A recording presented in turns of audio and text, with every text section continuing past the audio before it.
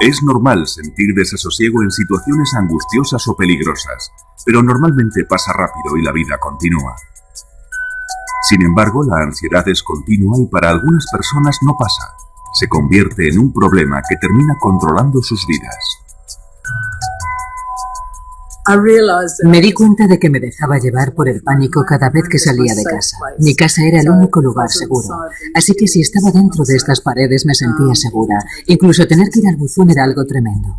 Sandra Snow tenía 30 y pocos años, estaba felizmente casada y tenía 2 hijos de menos de 5 años cuando la ansiedad empezó a apoderarse de ella. Cada vez que salía y cogía el coche, estaba deseando volver a casa. Y nada más llegar me empezaba a sentir bien.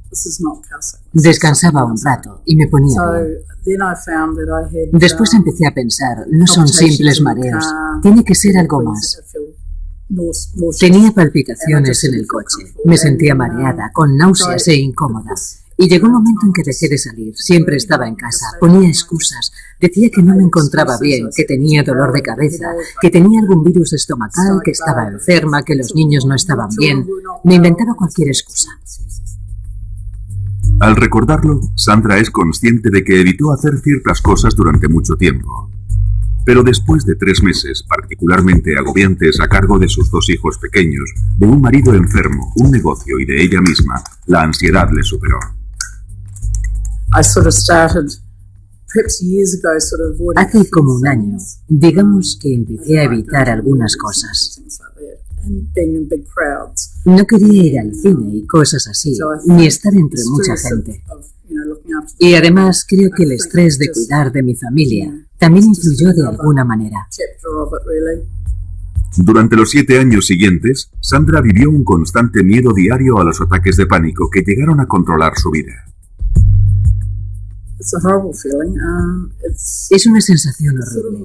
Por eso la gente dice que debe ser parecido a un infarto. El corazón te late muy rápido y tienes un ligero dolor en el pecho. Te falta la respiración. La cabeza te da vueltas. Te tiemblan las rodillas y no sabes si vas a vomitar porque todo es muy confuso. Tienes el estómago, la cabeza, todo el cuerpo como sobresaltado. Supongo que es una especie de sobresalto, una sensación horrible. En el núcleo de estas sensaciones tan desagradables está la ansiedad y un mecanismo que todos tenemos para sobrevivir al peligro inminente que es luchar o huir. Se conoce como respuesta lucha-huida. La ansiedad es un síntoma normal. Todos somos capaces de experimentarla. Pero en los trastornos de ansiedad, las rutas de dicha ansiedad son demasiado sensibles. Afecta mucho más a la gente que sufre trastornos de ansiedad que a la gente que no tiene esos problemas. Estas rutas de ansiedad afectan a 3 partes principales del cerebro. El estímulo, que históricamente era un animal salvaje y que hoy en día es más parecido a un coche de carreras, llega al cerebro a través de los ojos y la respuesta se coordina en una parte del cerebro conocida como amígdala. Esto activa la parte pensante del cerebro, la corteza prefrontal. A la vez, la célula más primitiva del cerebro se acciona provocando la ansiedad y por consiguiente la respuesta de lucha-huida. Aumenta la tasa cardíaca. La respiración se hace más rápida y se entrecorta. Y los músculos se contraen. Todo ello tiene como objetivo sobrevivir al peligro físico, pero lo que hace es provocar un ataque de pánico por una mala interpretación provocada por los trastornos de ansiedad. Porque si se padece un trastorno de ansiedad, estas partes del cerebro se activan fácilmente. Se sufre un ataque de ansiedad y al experimentar miedo se tiene un pensamiento distorsionado. Algo terrible va a ocurrir. Vas a perder el control. Vas a sufrir un infarto. Vas a morir. Y para el 10% de personas que sufrirán un ataque de pánico, es el miedo a tener otro lo que puede producir que se instale el trastorno. Bueno, el típico ejemplo es el de una persona que sufre un ataque de pánico en un lugar muy concurrido, como un supermercado lleno de gente un jueves por la tarde. Es una experiencia verdaderamente horrible. La persona vuelve a su casa pensando en cuándo tendrá otro de esos ataques de pánico. Terminan sintiendo una ansiedad permanente. Se denomina agorafobia, que etimológicamente significa miedo a los lugares públicos abiertos, es decir, se tiene miedo a ir a cualquier lugar desprotegido. Evidentemente no quieres tener otro ataque de pánico, así que solo piensas en el próximo ataque y en el lugar donde te ocurrirá, ya que puede pasarte en el sitio más inesperado. Y no quieres estar fuera de tu casa cuando ocurra, porque no quieres sentirte vulnerable. ¿Cómo vas a sobrellevarlo si estás fuera? Es decir, cuando estás fuera, no puedes llegar a casa rápidamente. Así que terminas evitando salir, porque sabes que si tienes un ataque en el supermercado, no volverás al supermercado. Si tienes uno en la lechería, no volverás a la lechería. Y terminas evitando todo lo que te hace sentir incómoda, que finalmente es todo. Durante 7 años, Sandra apenas salió de su casa, y mientras algunas personas que sufren ataques de ansiedad o agorafobia tienen muy pocos ataques de pánico, para Sandra formaban parte de su vida, y cualquier cosa podía desencadenarlos en cualquier momento, como por ejemplo, salir por la puerta de su casa. Digamos que mi desafío cada mañana era salir a recoger el correo. Me obligaba a hacer ese tipo de cosas insignificantes. Pensaba que ir al buzón era mi forma de hacer algo. Me hacía sentir un poco útil, así que ir a recoger el correo era una especie de objetivo diario. Incluso haciendo eso, el riesgo de sufrir un ataque de pánico siempre estaba ahí y siempre era muy desagradable. Te tiemblan las piernas. Sientes que te tienes que agarrar a algo. Yo me tenía que agarrar a lo que fuera. Si no tenía un bastón, me tenía que agarrar a un seto o a algo que tuviera cerca. Pero tenía que agarrarme a algo para no descentrarme, para poder dar el siguiente paso. Necesitaba algo donde agarrarme. La cabeza te da vueltas. El corazón se te acelera. Yo no podía mirar a los lados, solo podía mirar al buzón y después darme la vuelta y volver. A veces incluso le era difícil hacer las tareas domésticas por el efecto que tenían en su ritmo cardíaco. Creo que es porque cuando haces algo extenuante, aunque pasar la aspiradora no lo sea, estás haciendo algo que acelera tu ritmo cardíaco. Y esas palpitaciones son parecidas a las que tienes cuando sufres un ataque de pánico. Es una sensación que la mayoría de la gente ni siquiera nota, y aunque lo hagan, no le dan importancia. Pero cuando se padece un trastorno de ansiedad, el aumento del ritmo cardíaco puede activar la ruta hacia la amígdala, que a su vez activará la ruta a la parte pensante del cerebro, donde se malinterpretará como el comienzo de un infarto. Por eso se siente ansiedad y el ritmo cardíaco se acelera y las rutas se activan. Es un círculo vicioso que termina en el ataque de pánico que se estaba intentando evitar a toda costa.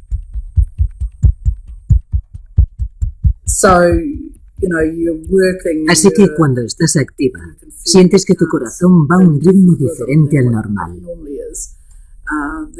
Y yo solo pensaba en eso. Y creo que por eso me sentía tan incómoda pasando la aspiradora. La cabeza me daba vueltas y no me gustaba esa sensación porque era muy frecuente.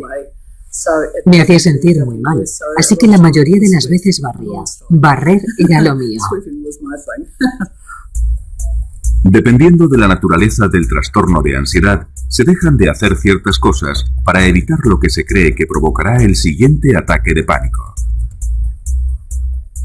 La palabra ratones no se podía decir en casa, ni ratón.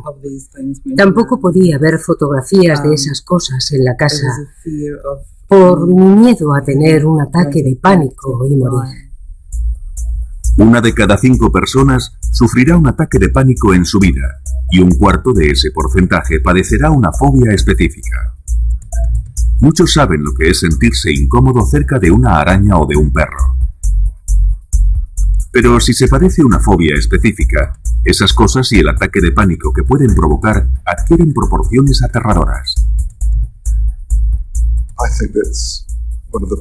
Una de las partes principales de un ataque de pánico que no se da en la ansiedad normal Es tener una sensación de fatalidad inminente, además de unas sensaciones físicas verdaderamente intensas.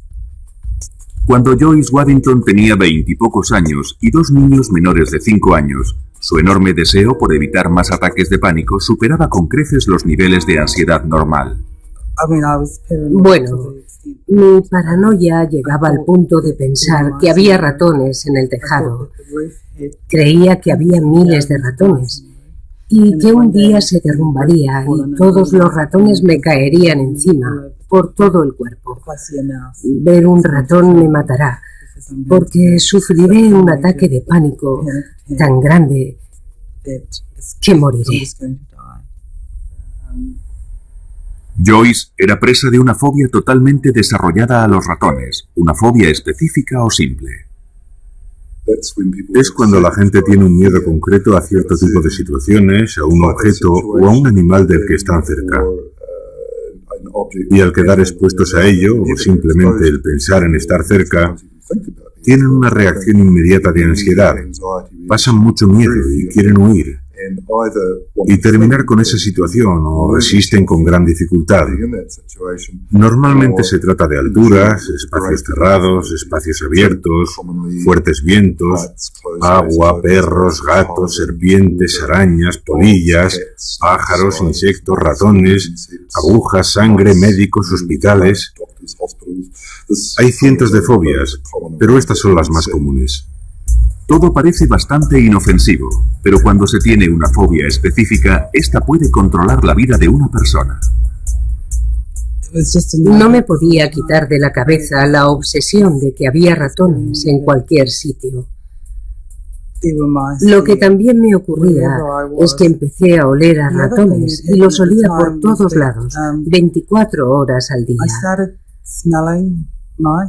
Mentalmente, intentaba quitarme la idea de que había ratones en mi casa y en la de los demás.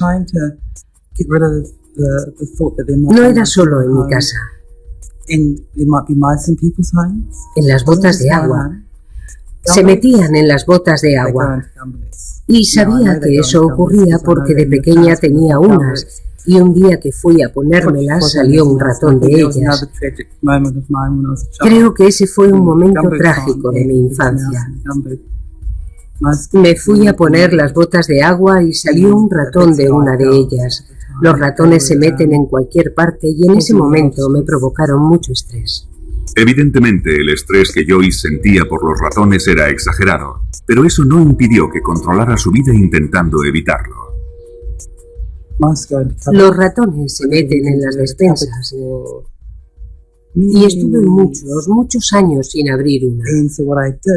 Lo que hacía era poner en la encimera todo lo que normalmente se guarda en los armarios de la cocina y que utilizaba a menudo, o lo ponía en otros sitios para no tener que abrir los armarios.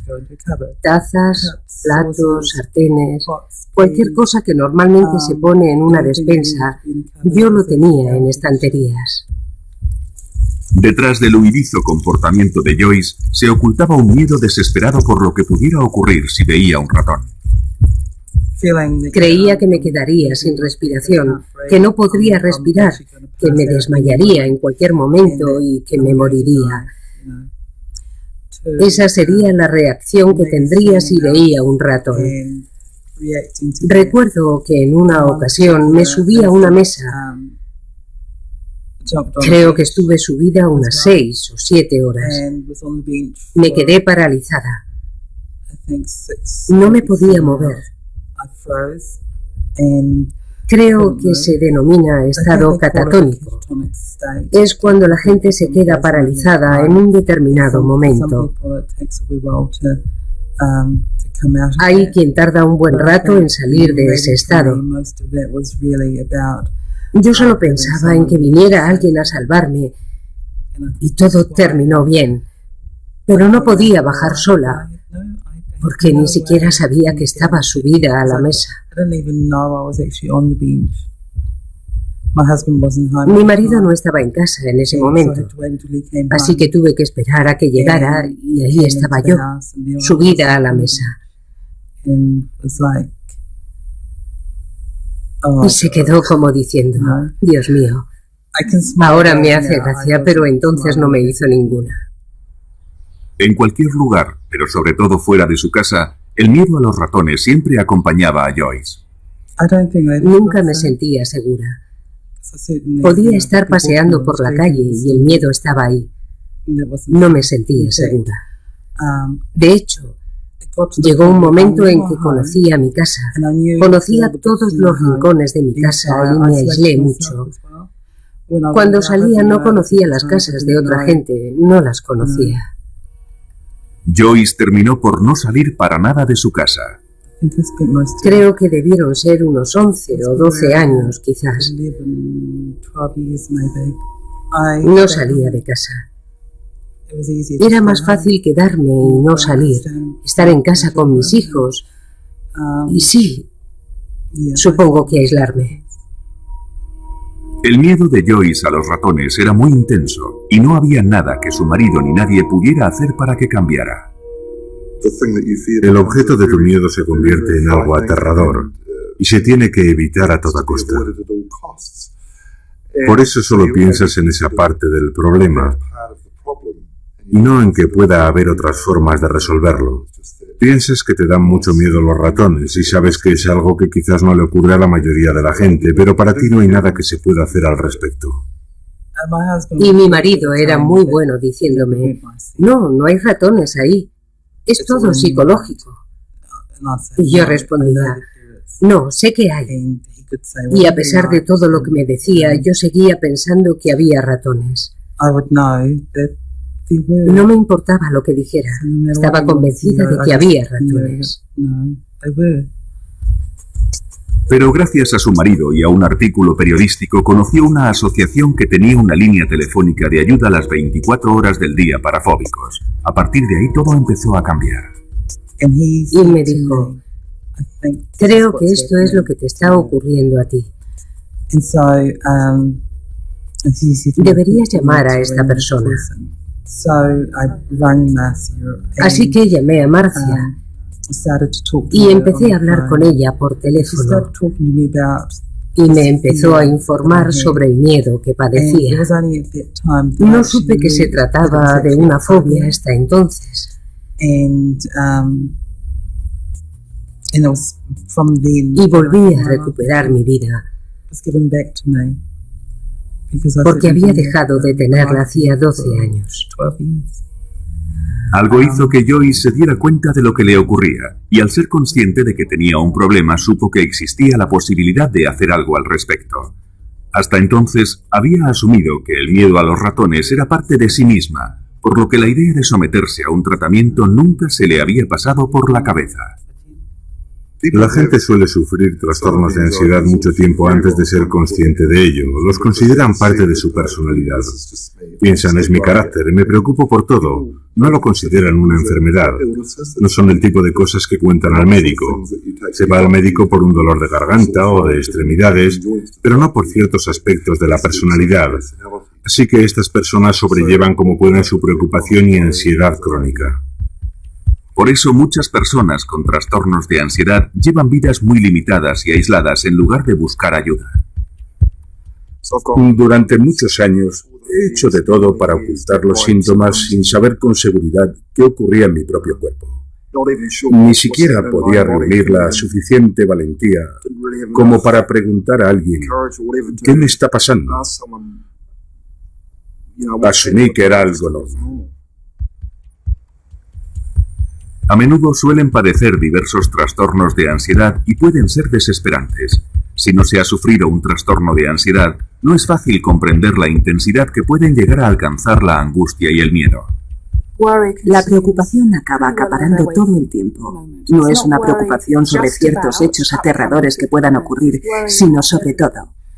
Así que se pasan el día preocupados por una gran variedad de cosas y no duermen. Son personas irritables, están muy tensos permanentemente y su cerebro nunca descansa.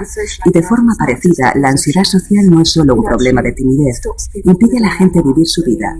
No van a entrevistas, no progresan en su carrera, no les gusta hacer amistades porque no les gusta sobreactuar, ni pedir a nadie que salga con ellos, ni les gusta comer en público, no les gusta firmar tarjetas de crédito con alguien mirándoles. Afecta a todas las parcelas de su vida. Es una enfermedad horrible. Grant Cooper, de 41 años de edad, estuvo aislado durante muchos años debido a su fobia social. Hace 18 meses se sometió a un tratamiento intensivo que le está permitiendo recuperar cierto control sobre su vida. Pero aún recuerda su último ataque de pánico en un partido internacional de cricket al que fue con unos amigos. Estaba sentado en la tribuna y tenía suficiente espacio a mi alrededor. No había demasiada gente, así que estaba bien. Pero cuando llegaron los demás, nuestros asientos estaban en medio de una fila y estábamos rodeados de gente. Y en ese momento empecé a pensar, vaya, va a ser difícil levantarme y avanzar con tanta gente, pero voy a levantarme para ir a comprar unas cervezas. No sé si podré atravesar las abarrotadas gradas sin tambalearme y derramar la cerveza. Y fue entonces cuando empecé a sentirme muy tenso y angustiado. Empecé a tener síntomas muy fuertes en las piernas. Las tenía muy tensas. Y en las 2 horas que duró el partido estuve más concentrado en las sensaciones de mi cuerpo que en el partido de cricket.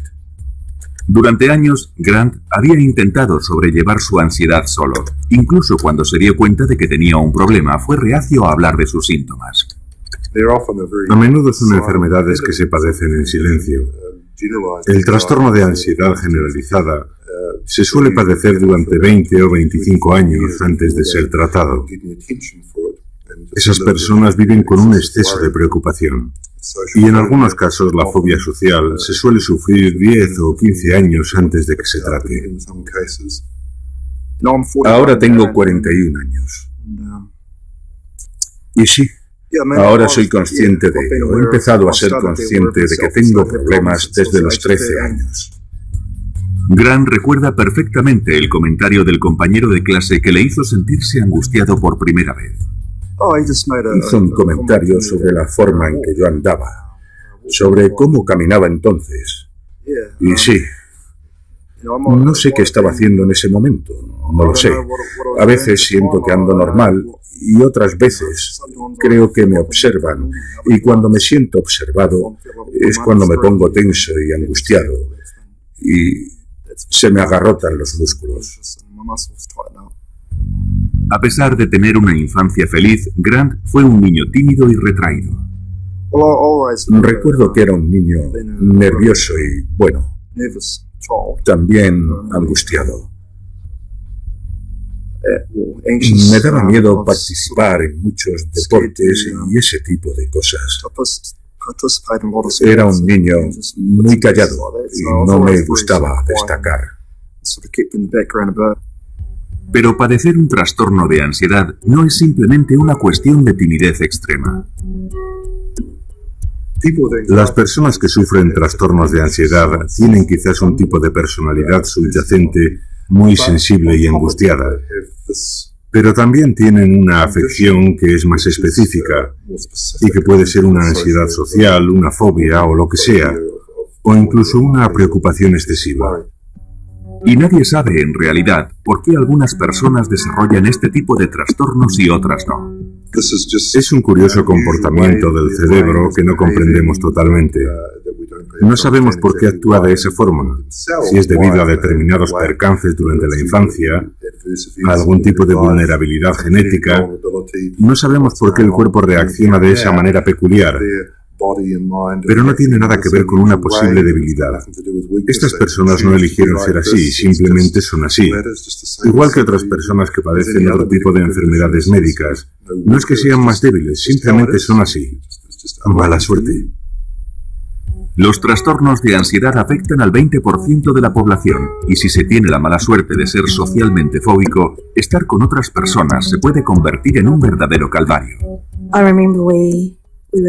Recuerdo que una vez, saliendo de casa, escuché unas voces en mi cabeza que me decían: no quiero ir, no quiero ir. Y era como si gritaran dentro de mi cabeza.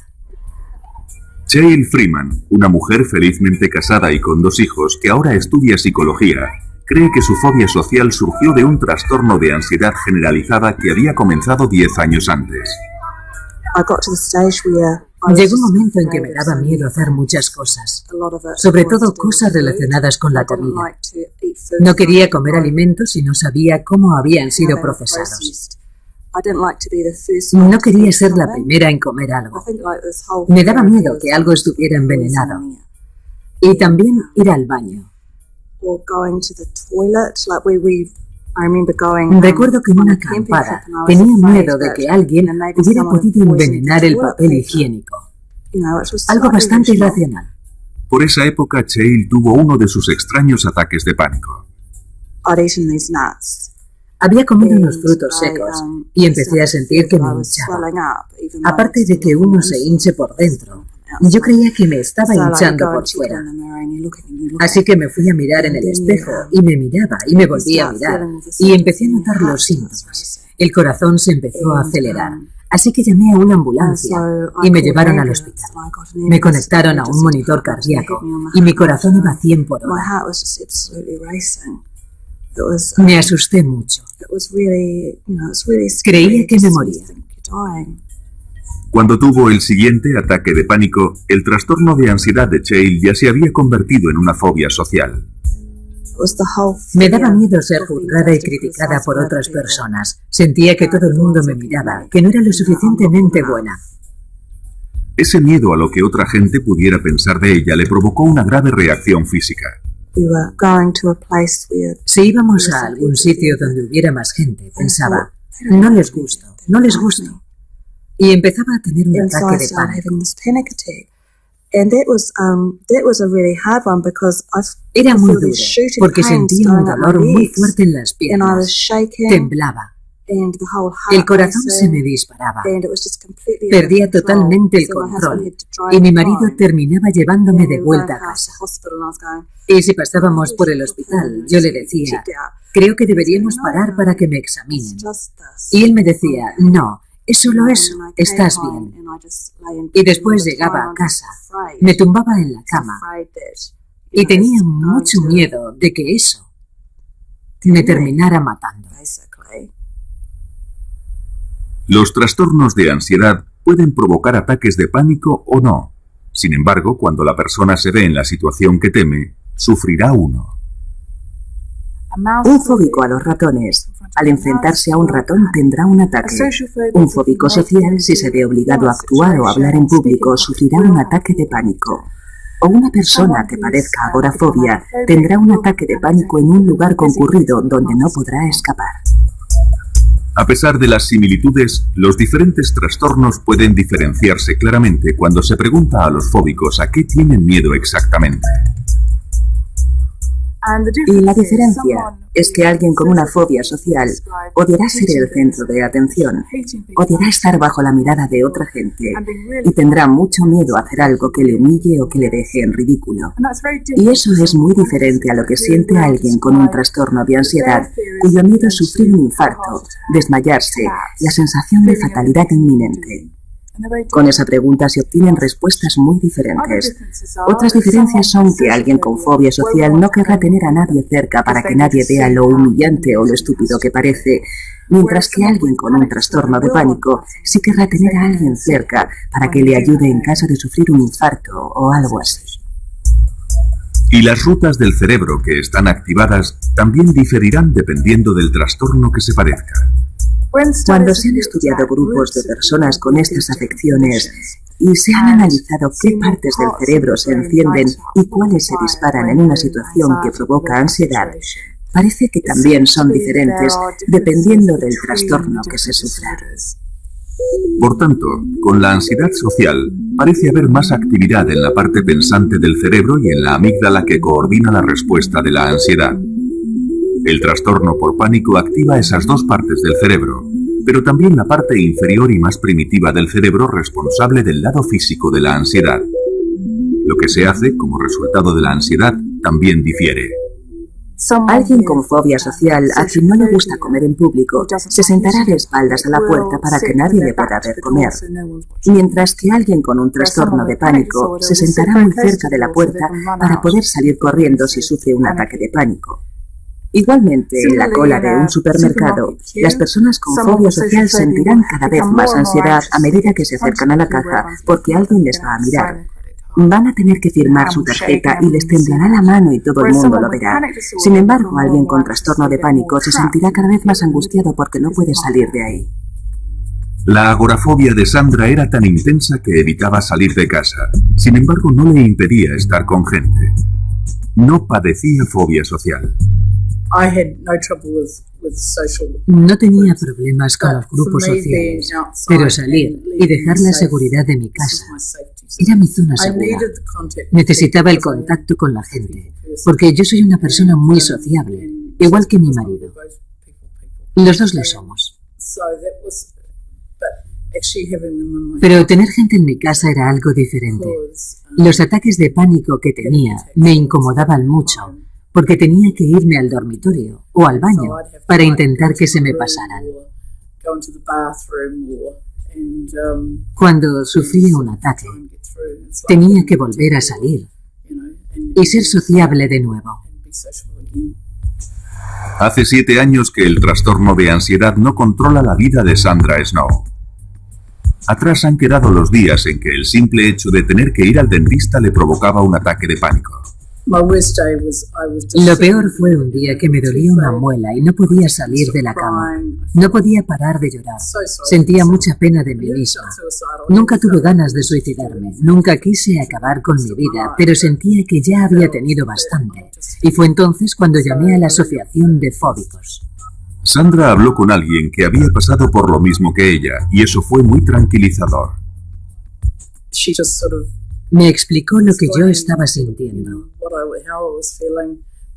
Le dio un nombre. Yo no era estúpida, no estaba loca. La gente cree que cuando se tiene una enfermedad mental, se está loco. Hay muchos prejuicios en torno a las enfermedades mentales, y yo también los tenía, pero eso era antes. Evidentemente ahora no los tengo. Otra cosa que Sandra ya no tiene es una mente llena de pensamientos negativos. No siempre podía quitarme de la cabeza todos esos pensamientos negativos. No podía, estaban ahí. Y no era por falta de confianza o porque no me sintiera bien conmigo misma, no era eso. Sin embargo, no podía librarme de ellos. Siempre estaban ahí. Estaban en mi cabeza permanentemente. Y no me podía acostumbrar a ellos. Pero no podía librarme de ellos tampoco. Durante años, Sandra intentó solucionarlo sola con cintas de relajación y obtuvo alguna mejoría con su ansiedad. Pero era temporal. Me sentía bien. Me iba a dormir por la noche, pero al día siguiente todo seguía igual. Y aunque quería mejorar, sabía que no podría conseguirlo sola. Tras años de aislamiento en su propia casa por ansiedad aguda, finalmente Sandra fue a ver a un psiquiatra. El psiquiatra me dijo que tenía un desequilibrio químico, ya que mis niveles de serotonina estaban muy bajos. Una parte clave en el sistema de comunicación del cerebro, la serotonina neuroquímica, lleva señales por la sinapsis, los huecos que hay entre las células cerebrales. Los antidepresivos también se recetan para tratar la ansiedad. Funcionan inhibiendo la recaptación de serotonina y aumentan la cantidad que circula en la sinapsis. Las rutas de la serotonina en el cerebro comienzan en su parte primitiva, el cerebro central, y lo atraviesan. Y eso explica que el aumento de los niveles de serotonina tenga efectos beneficiosos en todos esos sistemas. Sandra no estaba muy convencida acerca de la medicación. Estuve llorando todo el camino de regreso a casa, pero sentía que era lo correcto. Sentía que estaba haciendo algo positivo y en el fondo me sentía bien. Y a pesar de que no fue fácil al principio, la vida de Sandra empezó a cambiar lentamente. Las primeras 2 semanas me sentía fatal. No me sentía bien y pensaba, ¿habré hecho lo correcto? Y después, poco a poco, empezó a apetecerme salir. Sentía que podía hacerlo y no me encontraba enferma ni incómoda. Poco a poco empezamos a dar pequeños paseos en coche, caminando por el barrio, y todo se fue arreglando. La medicación es uno de los dos tratamientos principales para los trastornos de ansiedad y a menudo se combina. El segundo es una forma de psicoterapia conocida como terapia cognitiva del comportamiento. Creemos que la terapia cognitiva del comportamiento rompe las rutas que afianzan y establecen estos trastornos. La terapia cognitiva del comportamiento actúa desde la corteza prefrontal hacia abajo para neutralizar las rutas afectadas por los trastornos de ansiedad. Una parte de dicha terapia es aprender a conocer los síntomas y romper el ciclo de ansiedad antes de que éste se produzca. Es duro, porque cuando te das cuenta de que estás angustiado, tu respiración se acelera automáticamente. Y claro, es muy difícil percatarse cuanto antes y decir, vaya, estoy teniendo ansiedad. Necesito concentrarme en la respiración. No se puede controlar sin que la gente se dé cuenta de que le está pasando, y eso ralentiza mucho las cosas. Pero cuando las cosas se tranquilizan, los síntomas empiezan a desaparecer. La terapia cognitiva del comportamiento también rompe las rutas de ansiedad intentando influir en cómo uno se siente. Las emociones son experiencias muy fuertes y también relativamente primitivas. Las emociones hacen trabajar a una parte del cerebro conocida como sistema límbico, y aprendiendo a controlar la manera de pensar, se pueden controlar de alguna manera las emociones y los síntomas físicos de la ansiedad. Un fóbico social, cuando está entre gente, piensa que todo el mundo le observa y odia ser el centro de atención porque está convencido de que va a hacer algo verdaderamente embarazoso. Con la ayuda de la terapia cognitiva del comportamiento, se aprende a tener un punto de vista más realista del mundo y a darse cuenta de que no se es el centro de atención. Al principio es duro. Sí, es duro. Pero cuando empiezas a desafiar a los pensamientos negativos, estos dejan de ser tan fuertes. Empiezas a estar por encima de ellos, pero al principio sí, sin duda alguna tuve que escribir muchas cosas y retar a mis pensamientos negativos con pensamientos positivos. Estas mismas técnicas ayudaron a Cheryl Freeman a escapar de la angustiada vida que llevaba, intentando evitar todas las situaciones que le pudieran provocar un ataque de pánico. La forma más fácil de impedir un ataque de pánico era evitar las cosas que me daban miedo. Y básicamente empiezas aquí. Te da miedo algo, así que estás aquí, y tu pequeña caja se hace cada vez más pequeña, hasta que tu vida es así. Y mientras estés dentro de esa caja pequeña, estás completamente bien. No es una gran vida. No hay muchas cosas de las que disfrutar. Los estudios han demostrado que tanto la terapia cognitiva del comportamiento llevada a cabo correctamente como la medicación son tratamientos eficaces para el 60 o el 70% de la gente que padece trastornos de ansiedad. La terapia cognitiva fue una parte esencial en la recuperación de Cheryl, ya que le ayudó a superar su dependencia. Tienes que intentar volver a confiar en tu forma de pensar. Y hasta que lo consigues, utilices el pensamiento de otras personas.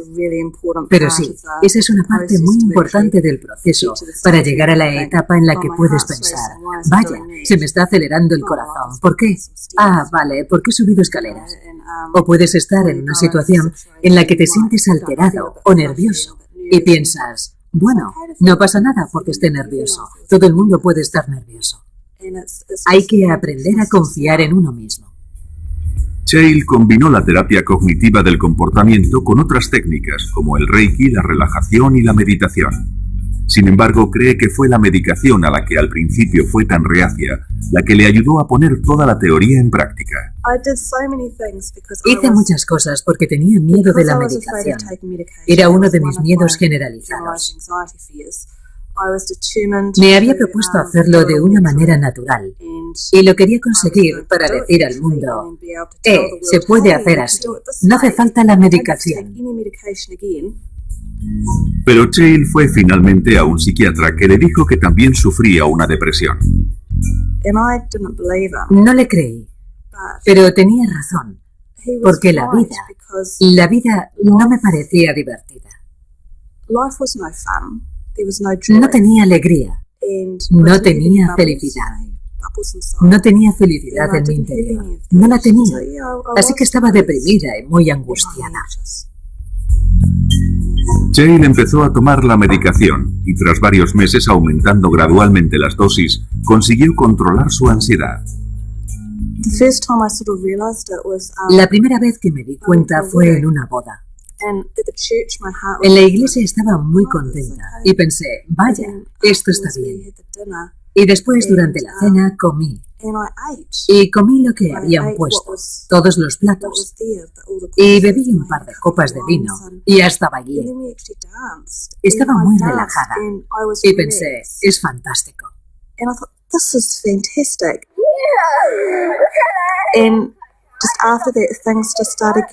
Y después las cosas empezaron a ser más fáciles.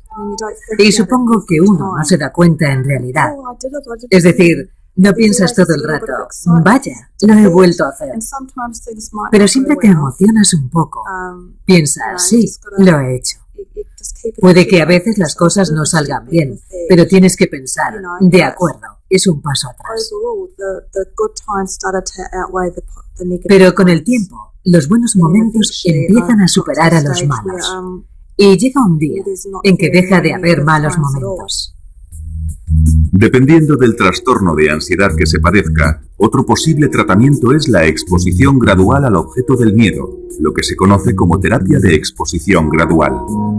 Forma parte de la terapia cognitiva del comportamiento y Joyce Waddington se estaba sometiendo a ella sin darse cuenta. Parte del mensaje de la terapia cognitiva es que no va a matarte. Es desagradable, lo reconocemos, pero se puede aprender de ella. Y te pueden enseñar técnicas para aprender a tolerar y a sobrellevar estos sentimientos. Al obligarse a permanecer en esa situación, el cuerpo se acostumbra a estos intensos sentimientos de miedo y ansiedad. Y no empeoran, sino que finalmente desaparecen. Y con cada exposición, la calma llega más rápidamente. Confeccionar ratones de trapo fue la terapia de exposición gradual de Joyce, y el primero fue el más difícil. Me sentía como si estuviera haciendo un ratón de verdad.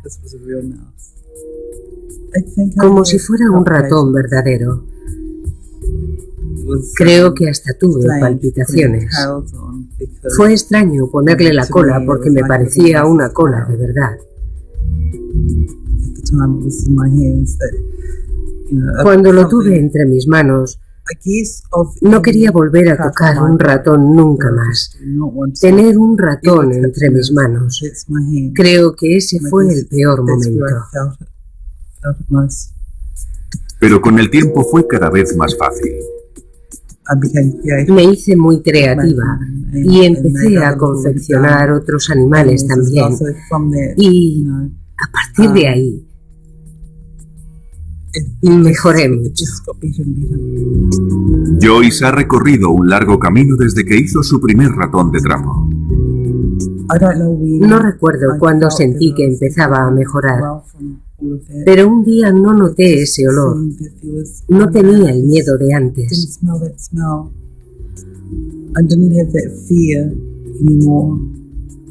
Y empecé a salir, a vivir. Podía conducir.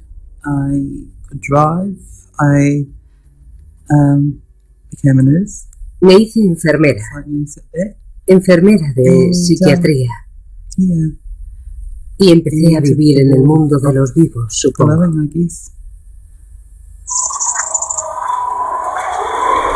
En la recuperación de Grant Cooper también influyó una exposición gradual a sus situaciones más temidas. Las primeras veces, el simple hecho de ir andando a la ciudad con un grupo de gente era muy difícil. Se me agarrotaban los músculos de las piernas. Era muy difícil porque intentaba concentrarme en mi respiración y en todas las cosas que había aprendido. Pero era muy difícil hacerlo todo al mismo tiempo. Pero sí, como he comentado, cuanto más lo hacía, más fácil era. Y después hice muchos ejercicios yo solo, como caminar por mi barrio o ir a la parada del autobús y ese tipo de cosas que normalmente evitaba hacer. Sin prisa pero sin pausa, Grant está retomando la vida que la mayoría damos por supuesta. Nunca me recuperaré totalmente, pero por lo menos puedo controlar la ansiedad. He podido retomar mi vida y estoy deseando volver a trabajar en el futuro.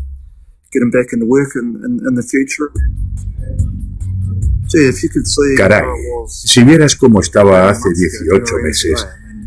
Hace 18 meses me sentía como un mini roto y ahora me estoy empezando a sentir como un Rolls Royce. Está muy bien. El trastorno de ansiedad de Sandra Snow la mantuvo aislada 7 años, pero solo se arrepiente de una cosa. Si hubiera sabido que iba a ser tan fácil mejorar, ponerme bien, habría hecho algo al respecto antes. Sandra aún recuerda la primera vez que salió en coche, después de 7 años.